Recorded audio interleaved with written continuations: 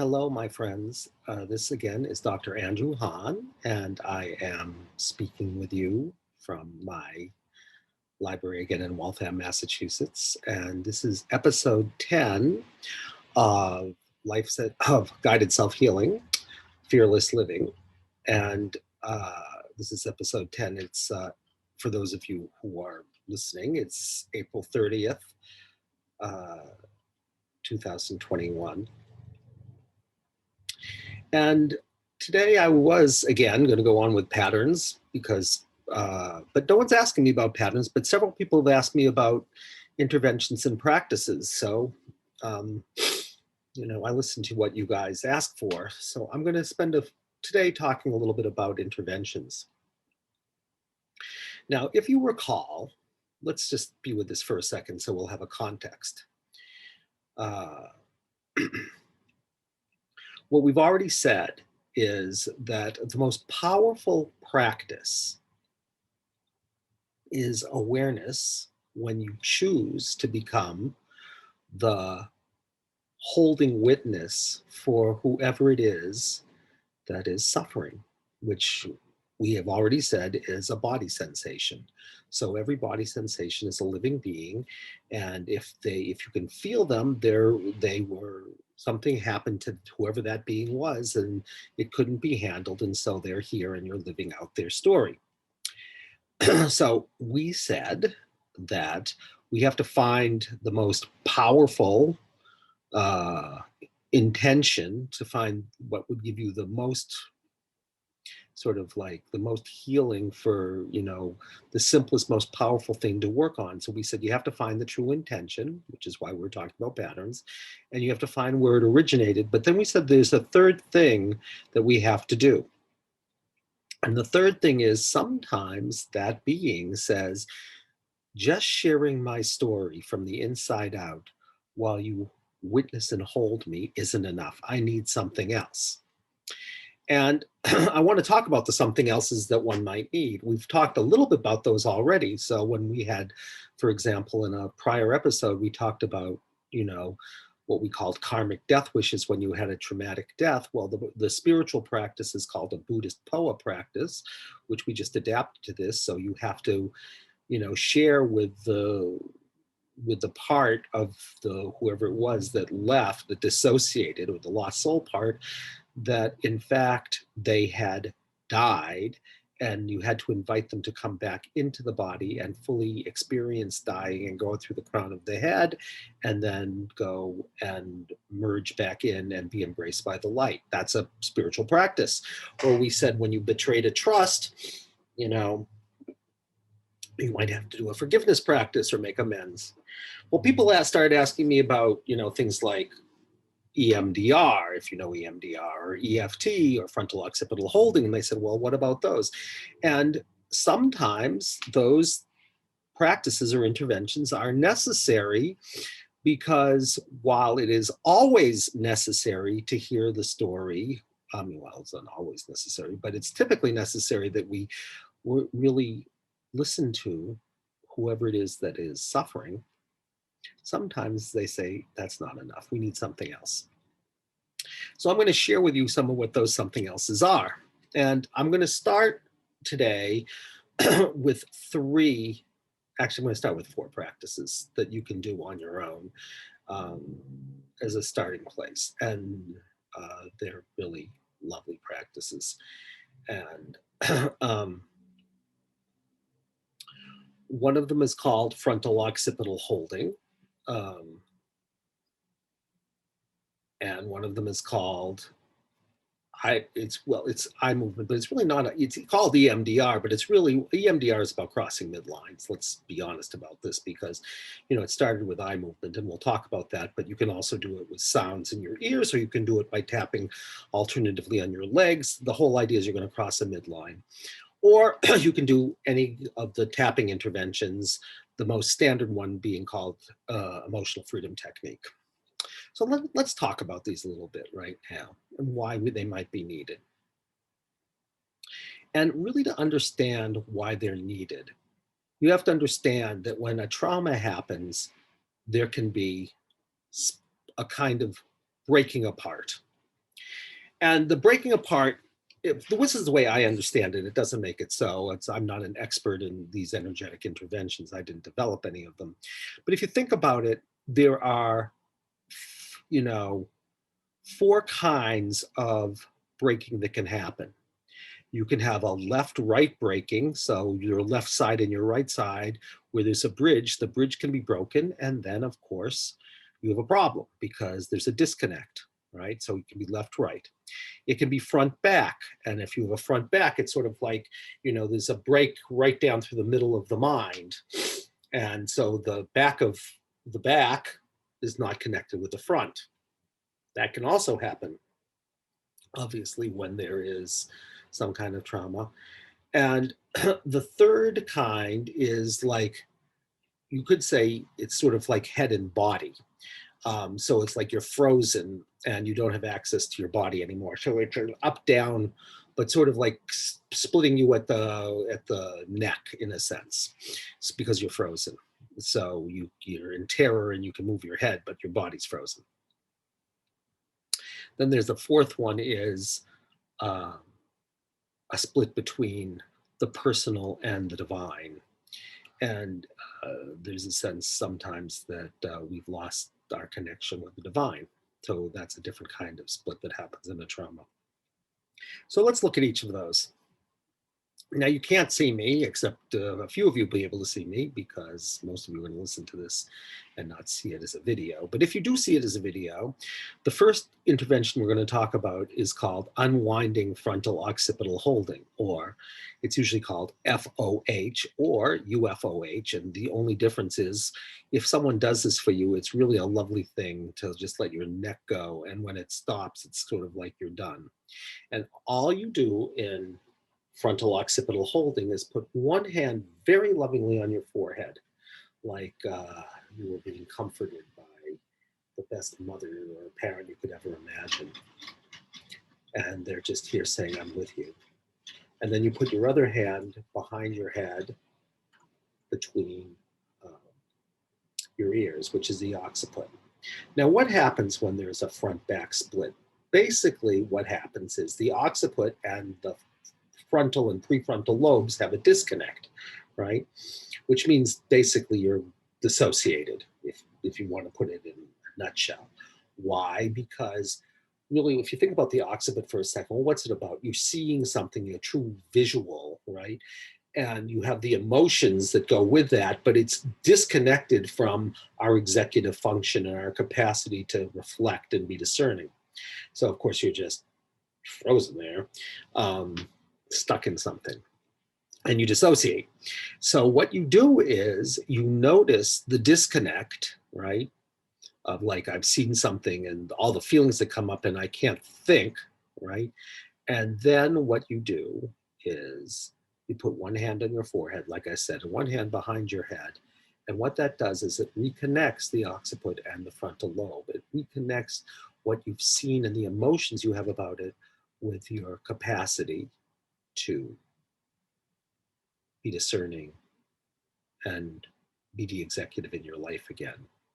And the consequence of that is that it brings you back into the body, which is really quite an amazing thing. And I would say to people, my colleague once said, if I had one intervention I could do, it would be frontal occipital holding.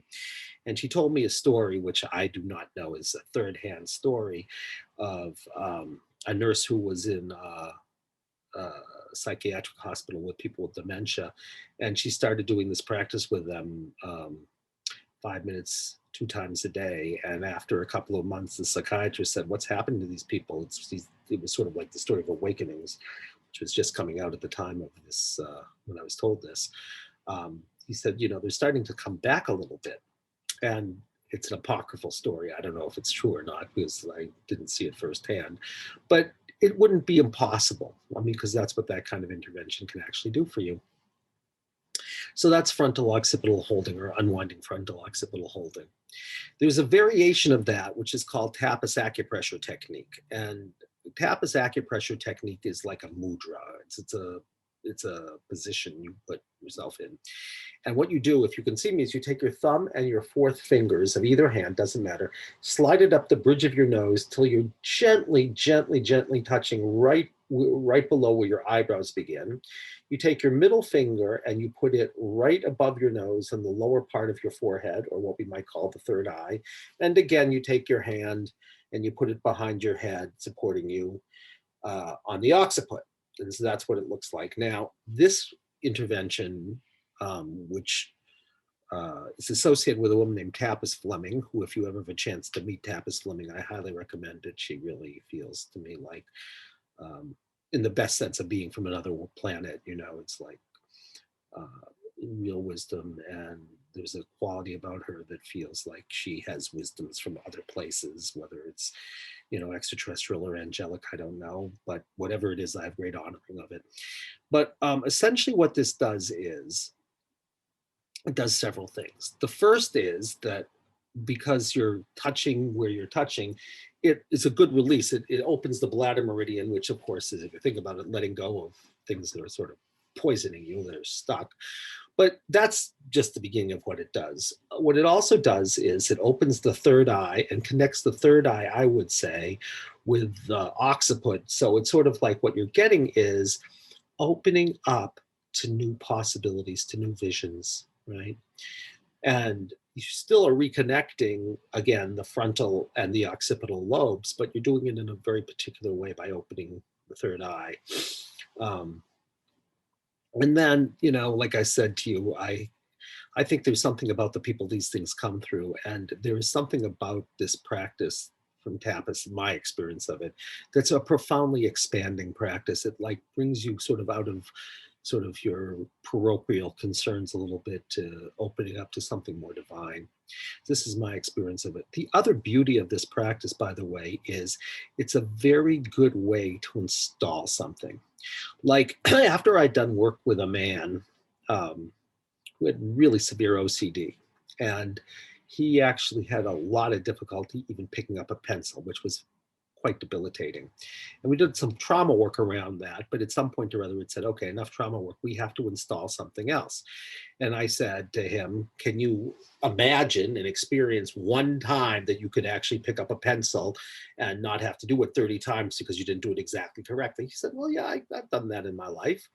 And there were times he actually had been, because we had kind of figured out sort of like the general reason that he had such problems, specifically around pencils and what that meant to him. But we had done the trauma work. It was time to sort of say, well, can we open to something else? Can we install something? Can we, you know, do that?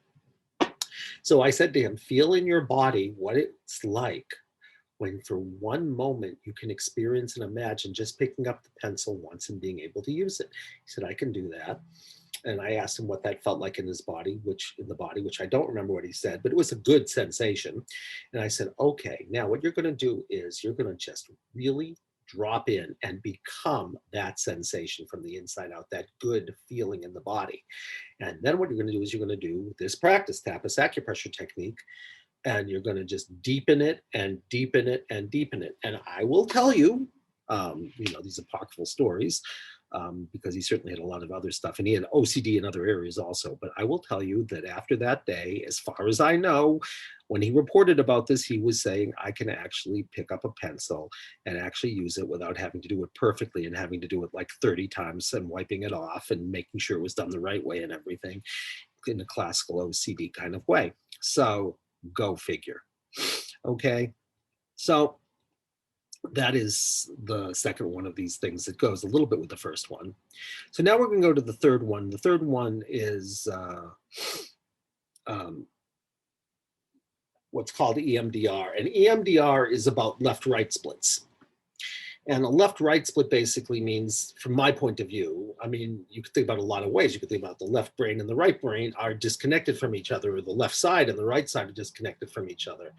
Well, what does that mean? Well, if you think about it as sides, it's one thing. You could say it's about the assertive parts of ourselves and the receptive parts of ourselves, which is what I think is a really good way of understanding left and right side. If you think about the left brain and the right brain, There's a lot of ways to talk about left and right brain, but what I would basically say is, for our purposes, the left brain is very detail and logically oriented. The right brain is very big picture and creative. And if you have a split between the two, it's really, you kind of can get stuck in the left brain and be stuck in a detail of something without being able to open in a creative way to a larger picture. So of course, you would want to be able to bring those two together, because they have to really, they are in a, you know, kind of competitive collaboration, but if they're not married to each other, it's not very good. So we want to get them back together. And the way we get them back together is you just are focused in the body sensation around whatever it is that caused this thing. If you know what it is, you feel it in the body. And then while you let that body sensation speak again, you just cross the midline across your eyes. So your eyes go back and forth and back and forth. And of course, you can do that with, as we said, sound. So you can have a sound going into your left ear and into your right ear, or you could tap on your legs, left, right, left, right, left, right. What I would say to you, however, is if you're going to use your eyes, what I recommend, although it's a slightly different practice, is a practice that really is an infinity loop. It's part of another intervention we'll talk about someday, but not today, called reversal tapping. But basically what it does, if you go in an infinity loop, so you go down the sides. I use walls. I go down the side of a wall and I go up through the middle and down the side of a wall and up through the middle. So my nose is staying forward, but I'm going in a big infinity loop. And not only does that cross the midline, which is a great thing because it brings to the left and right, but what it also does is it fires everywhere in your brain. Because if you think about this, if you know NLP, well, what is up is visual, and to the side is auditory, and to the bottom is kinesthetic. And on the left brain, it's literal, it's real. And on the right brain, it's imaginal. So when you're doing a big infinity loop, what it's doing is essentially firing visual, auditory, and kinesthetic, and both literal and imaginal, and opening all of those aspects of your brain up to whole new information. So it's a lovely practice to make an infinity loop while you focus. Of course, if someone is there, they can make a big infinity loop for you. The key again, of course, is you go down the sides and up through the middle, okay? And the last practice we're going to talk about today is called tapping. Now, there are two main tapping practices. One is called emotional freedom technique. The other is called thought field therapy.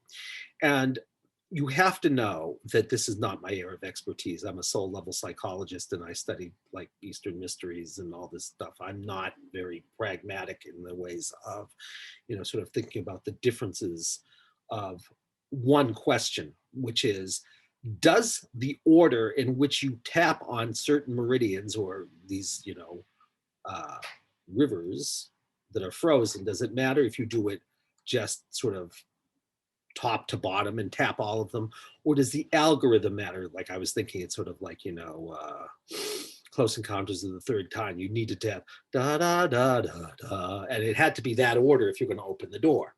And of course, Roger Callahan said, well, the order matters and there's an algorithm for everything. And Gary Craig said, no, just tap everything. And I think there's been, lots and lots and lots of discussions about this, which I really am not an expert about.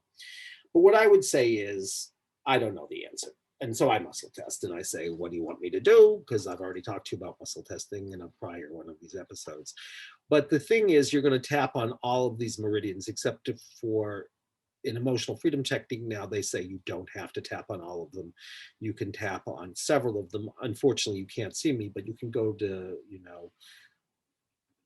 emotional freedom technique and you can just learn about it. It takes 5 minutes to learn where you tap.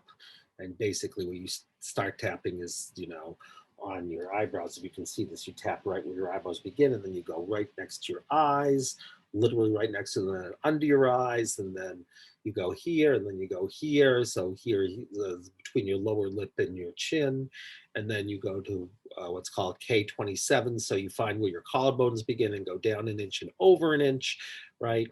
And you tap there. And then in certain of the variations, they have you tap on a rib that is right even with your nipples. If you went across into the sides and you just massage there, it'll be a very painful place. And then you tap on the inside edge of your fingers, except that they basically say at this point, you have to tap on the inside edge well, I've studied this with a few people, but the inside edge of your thumb typically and of your pinky. And you can do the other fingers too. You won't have to remember this one you don't have to do, but you're tapping on the one that is the inside edge. And if you don't know what the inside edge is, just tap on both sides, um, you know, and you'll be opening to all the meridians. And then they have you tap on what's called the gamut point, which is if you took your, if you saw where your knuckles were between your pinky and your ring finger on either hand, there's a little V right below them going towards your wrist, and you can just tap there. And tapping there opens you to new possibilities also.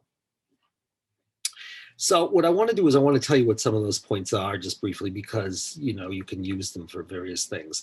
I want to start with the points that are right next to the eyes, literally right next to the eyes. You could just very lightly tap there, or you could massage them.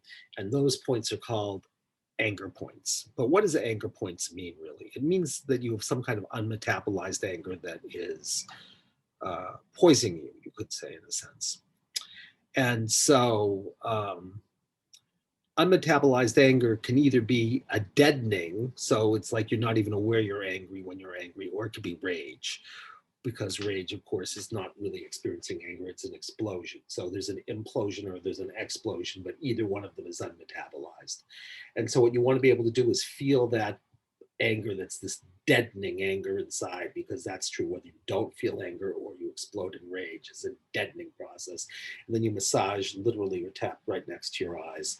And what ought to happen is it ought to be able to free up, at which point, theoretically, if you did that enough, you'd be able to say, I'm aware and I'm experiencing anger, but I get to experience it. It's not running my life.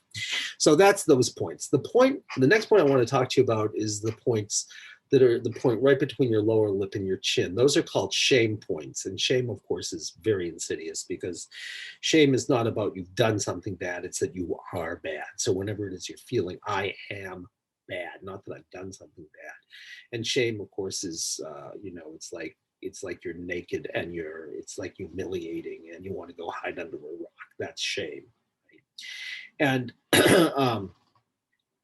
if you let yourself experience that shame and feel it in your body, you'll probably feel sick or something.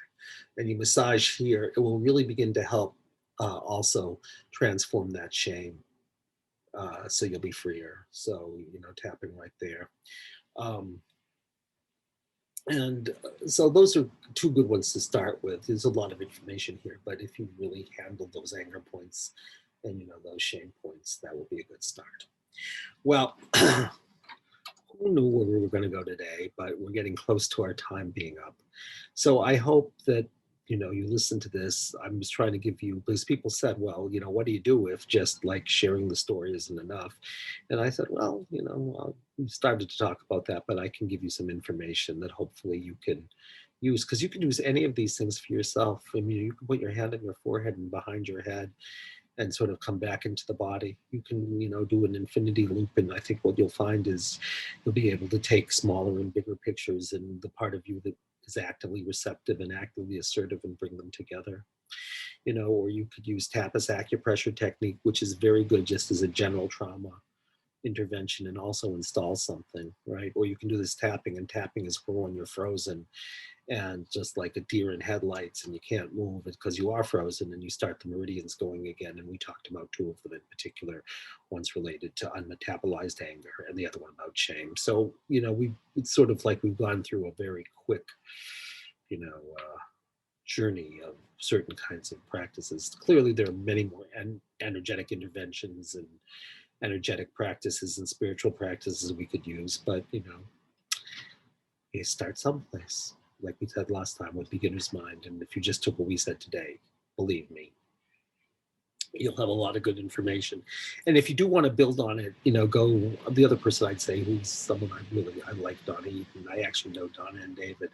If you go look at energy medicine, you'll find, if you're looking for wonderful practices, that she has so many of them. And I think I'm going to do one now called Connecting Heaven and Earth, because, sometimes you want to be grounded, but you also want to be able to fly. So until next time, again, Andy Hahn, our website, lifecenteredtherapy.com. If you ever want to write to me, which a few of you are, it's Hahn at lifecenteredtherapy.com.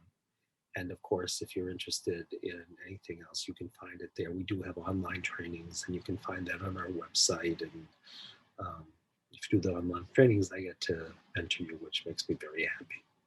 So be well, use the information well, and until we see each other again, I wish you well, and I wish you freedom. Till then, bye-bye.